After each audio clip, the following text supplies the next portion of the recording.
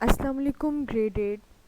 This is our next topic, the level of organization from chapter number 1. Why we study levels of organization? We study levels of organization to understand the various phenomena of life. So, what are these levels? You can see a table on screen.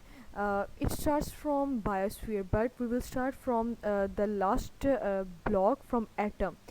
We will start from low towards higher. Atom is the lower or simple level, and biosphere is the complex or higher level. We'll start from atom. You can see atom, then molecule, cell, tissue, organ system, multicellular organism, population and species, community, ecosystem, and biosphere. These are all levels of organization. Now we will study each and every level one by one. So the first level is subatomic and atomic level. As you know that all types of matter are made up of elements, and each element contain a single kind of atom. The atoms are actually made up of subatomic particles, for example, proton, neutron, and electron. You can see electron revolving outside the nucleus, and proton and neutron are present inside the nucleus. Uh, and you know that there are 92 elements that exist in nature, and only 16 elements are present in living organisms, and these are known as bioelements. You can see the water molecule on the left side of your screen and DNA molecule on the right side.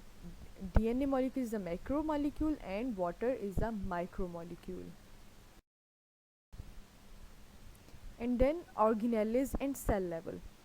Biomolecules assembles in a particular way and form organelles.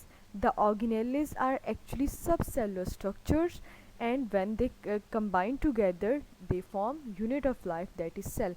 And each type of organelle is specified to perform a specific function. For example, you can see the picture of mitochondria, and mitochondria is specialized for cellular respiration. And cells are of two types, one are eukaryotic and other are prokaryotic. We will study this type of cells in detail in chapter number 4. The next level is tissue level. In multicellular organisms, similar cells that are performing the similar functions are organized into groups that are called tissues. So the tissues are group of similar cells specialized for the performance of common function. For example, there are different types of plant tissues, epidermal tissues, ground tissues, and there are also different type of tissues in animals, nervous tissues and muscular tissues. Nervous tissues are the tissues of your brain, spinal cord, and the whole nervous system, and the muscular tissues are the tissues of your muscles. So watch this diagram again. We have studied atom, the smallest particle of an element, and then these atom combines to form molecules. For example, micromolecule as water and macromolecule DNA, and then molecule combine to form organelles, and organelles combine to form cell. The smallest unit of life is the cell, and these cells are red blood cells, epithelial cell, and nerve cells.